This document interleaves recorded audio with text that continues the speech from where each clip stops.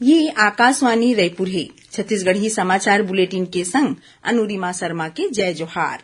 अब सुनो आज के प्रमुख समाचार। देश के शीर्ष सैन्य नेतृत्व आज कहीन है कि अग्निपथ योजना ला वापस लेके कोई सवाल नहीं है। ये योजना में अग्निवीर के जीवन बलिदान होएले उनकर परिवार ला 1 करोड़ रुपया के मिलही मुआवजा। मुख्यमंत्री केंद्रीय पेट्रोलियम और प्राकृतिक गैस मंत्री ला पाती पठो के छत्तीसगढ़ में पेट्रोल डीजल के नियमित सप्लाई करे के करीन आग्रह। और प्रदेश में मानसून के आरो के संगे कई ठिन जिला में वर्षा शुरू। गाज गिरे के आने घटना में 1 झीन माई लोगिन समेत 3 झीन मनखे के मौत। अब समाचार विस्तार ले। देश के शीर्ष सैन्य नेतृत्व में आज कहीन है कि अग्निपथ योजना ला वापस लेके कोई सवाल नहीं है। नई दिल्ली में संवाददाता सम्मेलन में ओमन अग्निपथ योजना ऊपर हुआ हिंसा के निंदा करीन। रक्षा मंत्रालय के सैन्य मामला विभाग के अपर सचिव लेफ्टिनेंट जनरल अनिल पुरी कहीन कि अग्निपथ योजना ला लागू करे के पाछू मुख्य उद्देश्य ज्यादा ले ज्यादा जवान लइका मन ला सेना में भर्ती करना है। जनरल पुरी कहीन कि सेना में ये सुधार अब्बड़ बेरा ले माढ़े रहिस।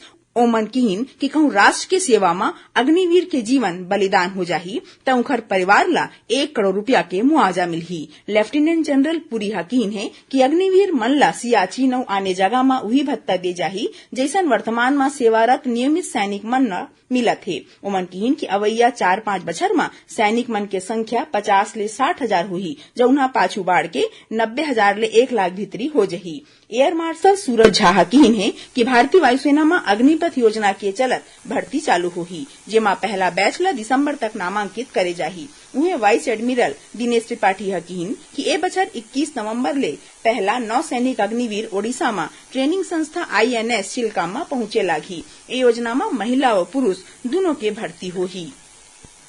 8वां अंतर्राष्ट्रीय योग दिवस परन दिन 21 जून के मनाए जाही। ए मौका में प्रदेश भर में जिला स्तर में होवैया कार्यक्रम मन में शामिल होवैया माई पहुना मन के नाव के घोषणा कर दे गे है। छत्तीसगढ़ योग आयोग के अध्यक्ष ज्ञानेश शर्मा रायपुर, छत्तीसगढ़ विधानसभा अध्यक्ष डॉक्टर चरणदास महंत कोरबा, कृषि मंत्री रविन्द्र चौबे बेमेतरा, स्कूल शिक्षा मंत्री डॉक्टर प्रेमसाय सिंह टेकाम सूरजपुर, नगरीय प्रशासन मंत्री डॉक्टर शिव कुमार डहरिया महासमुंद, खाद्य मंत्री अमरजीत भगत गरियाबंद और गृह मंत्री ताम्रध्वज साहू दुर्ग में होवैया योग कार्यक्रम में शामिल हुई। उन्हें महिला और बाल विकास मंत्री अनिला भेड़िया बालोद, वन मंत्री मोहम्मद अकबर कबीरधाम, उच्च शिक्षा मंत्री उमेश पटेल रायगढ़, ग्रामोद्योग मंत्री गुरु रुद्र कुमार मुंगेली, राजस्व मंत्री जयसिंह अग्रवाल कोरिया, पंचायत और ग्रामीण विकास मंत्री TS सिंहदेव सरगुजा जिला मुख्यालय में हुआ कार्यक्रम में माई पहुना के रूप में रही। एक संगे विधानसभा उपाध्यक्ष, संसदीय सचिव और विधायक घलो आने जिला मन में अंतर्राष्ट्रीय योग दिवस के मौका में हुआ कार्यक्रम में शामिल हुई। मुख्यमंत्री भूपेश बघेल केंद्रीय पेट्रोलियम और प्राकृतिक गैस मंत्री हरदीप सिंह पुरी ला पाती पठो की छत्तीसगढ़ की सबो पेट्रोलियम कंपनी के डिपो में पेट्रोल डीजल के नियमित सप्लाई करे खातिर आग्रह करे हैं। संगे श्री बघेल केंद्रीय मंत्री ला प्रदेश के किसान और नागरिक मन ला पेट्रोल डीजल के कमी ले होवत परेशानी बारे में घोलो बताइन। मुख्यमंत्री पाती में लिखे हैं कि पाछू 1-2 महीना ले राज्य में पेट्रोल डीजल के पूर्ति में कमती आय के सेती कई ठिन जिला मन में पेट्रोल पंप में भरपूर पेट्रोल डीजल नहीं मिलत है। मुख्यमंत्री पाती में लिखे हैं कि छत्तीसगढ़ खेती प्रधान राज्य हरे। मानसून के आय ले खेती बुता सल्लग चला थे, फिर किसान मन ला डीजल नहीं मिले के सेती खेत खार के काम में दिक्कत हुआ थे। संगे गांव मन में डीजल नहीं मिले के सेती जरूरी सेवा जैसे एम्बुलेंस गाड़ी और आम जनता ला कठिनाई होवत है। प्रदेश में कोरोना संक्रमण के मामला एक घाव फेर बढ़ा थे। काले राज्य में 94 झीन नवा मरीज के चिन्हारी करे गे है। एला मिला के प्रदेश में सक्रिय मरीज मन की संख्या बढ़ के 406 हो गए है। यही बीच राजनांदगांव के स्वास्थ्य विभाग जिला के सीमा ले लगे पड़ोसी राज्य महाराष्ट्र में कोरोना संक्रमण के बढ़त मामला ला देखत अलर्ट जारी कर दे है। छत्तीसगढ़ी समाचार बुलेटिन आप मन आकाशवाणी रायपुर ले सुनत हव। छत्तीसगढ़ के खबर ले है आपकी वास्ता और खबर के विश्वसनीयता ले है हमार वास्ता। आकाशवाणी समाचार रायपुर के प्रादेशिक समाचार बुलेटिन के संगे संग हमार समसामयिक कार्यक्रम आप रेडियो के संग अपन मोबाइल में घलो सुन सकत हो। आकाशवाणी समाचार फेसबुक, ट्विटर और यूट्यूब में घलो हावय। हमार फेसबुक पेज हरे Chhattisgarh news on AIR, Twitter handle CGAIR news और हमार यूट्यूब चैनल हरे छत्तीसगढ़ AIR न्यूज। तो अब रेडियो के संगे संग आपके मोबाइल के माध्यम ले हम आप तक पहुंचत हन। छत्तीसगढ़ के हर खबर पर सुनत रहो आकाशवाणी समाचार। अब आगू बाढ़ो बांचे समाचार डहार। आज विश्व सिकल सेल दिवस है। छत्तीसगढ़ के करीबन 1% आबादी आनुवंशिक रोग सिकल सेल ले पीड़ित है। इला देखकर प्रदेश के सबो सामुदायिक स्वास्थ्य केंद्र, जिला अस्पताल और मेडिकल कॉलेज अस्पताल मन में ए बीमारी के मुफ्त में जांच, दवाई पानी और परामर्श के सहूलियत मौजूद है। सिकल सेल के मरीज मन ला जरूरत पड़ी में लाइसेंसी वाले ब्लड बैंक मन ले मुफ्त खून देवाए जात है। सिकल सेल दिवस के मौका में स्वास्थ्य विभाग सबो गर्भवती माई लोगिन और लइका मन के सिकल सेल जांच कराए के अपील करे हैं। विभाग के अधिकारी मन बताइन कि बेरा में ए बीमारी की चिन्हारी होले गर्भवती माई लोगिन और लइका मन के जीव ला बचाए जा सकत है। प्रदेश में मानसून आए के बाद तय तिथि मुताबिक राज्य में रोका छेका कार्यक्रम राखे जाही। ए बारे में सबो कलेक्टर मन ला प्रदेश भर में एके संग रोका छेका कार्यक्रम राखे के निर्देश दे गए है। यहाँ ये बता दन कि रोका छेका छत्तीसगढ़ के खेती किसानी ले जुड़े एक परंपरा है, जेकर आयोजन राज्य सरकार डहर ले पाछू 3 बछर ले करे जात है।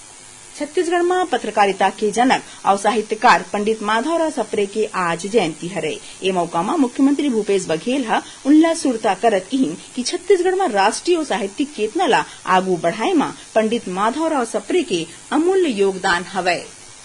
प्रधानमंत्री नरेंद्र मोदी 26 जून के आकाशवाणी ले मन की बात कार्यक्रम में देश विदेश के लोगन मन के संग अपन विचार बांटी। ए मासिक रेडियो कार्यक्रम के 90वां कड़ी होही। श्री मोदी एक ट्वीट में ये बात ला लेके खुशियारी दिखाइन है कि उनला ए महीना के कार्यक्रम पर अब्बड़कन जानकारी मिले हवे। ओमन लोगन मन ले अपन विचार MyGov या नमो ऐप में पठोवत रहे के आग्रह करीन है। लोगन मन ओ विषय और मुद्दा ऊपर अपन सुझाव दे सकत हैं, जेकर बारे में मन की बात के अवैया कार्यक्रम में प्रधानमंत्री ले कुछ सुनना चाहत हैं। टोल फ्री नंबर 1800117800 ला डायल करके घलो संदेश हिंदी अंग्रेजी में रिकॉर्ड करे जा सकत है। लोगन मन 1922 में मिस्ड कॉल दे सकत हैं और SMS में देगे लिंक में जाके अपन सुझाव पठो सकत हैं। और अब सुनो मौसम के हाल। प्रदेश में मानसून के आरो के संगे कई ठिन जिला में वर्षा शुरू हो गई। आज रायपुर, दुर्ग, बालोद, राजनांदगांव, मुंगेली, महासमुंद, धमतरी और रायगढ़ समेत अब्बड़कन जिला में जोरदार वर्षा हुई। उन्हें प्रदेश में गाज गिरे के आने घटना में एक झिन माई लोगिन समेत 3 झिन मनखे के मौत हो गई। गरियाबंद जिला के फिंगेश्वर विकासखंड के सहसपुर गांव में गाज गिरे ले एक झिन जवान लड़का के मौत हो गई। फिर करीबन 40 झिन बकरी मन के गाज के चपेट में आए ले मौत हो गई है। उती मुंगेली जिला के जरहा गांव में खेत में काम करत एक झिन जवान लड़का के गाज गिरे ले मौत हो गई। ऐसने बलौदाबाजार जिला के रोहासी गांव में गाज गिरे ले एक झिन माई लोगिन के मौत हो गई। मुख्यमंत्री भूपेश बघेल गाज गिरे ले 3 झिन मनखे के मौत पर गहरा दुख व्यक्त करीन। ओमन मौत हुए मनखे के परिवार वाले ला राजस्व पुस्तक पर 6 के प्रावधान के चलत हर एक ला 4-4 लाख रुपया के राशि बांटे के निर्देश दे हैं। श्री बघेल सबो कलेक्टर मन ला आकाशीय बिजली गिरे के घटना बेरा जनधन के हानि ला रोके और बाँचे बर जरूरी सावधानी बरते बर कीन है। ए बारे में राज्य सरकार डहर ले आगू घलो एडवाइजरी जारी कर दे गे है। आखिर में प्रमुख समाचार एक घाव फेर।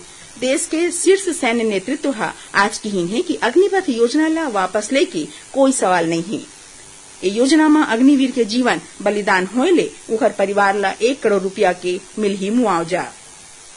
मुख्यमंत्री केंद्रीय पेट्रोलियम और प्राकृतिक गैस मंत्री ला पाती पठो के छत्तीसगढ़ में पेट्रोल डीजल के नियमित सप्लाई करे के करीन आग्रह।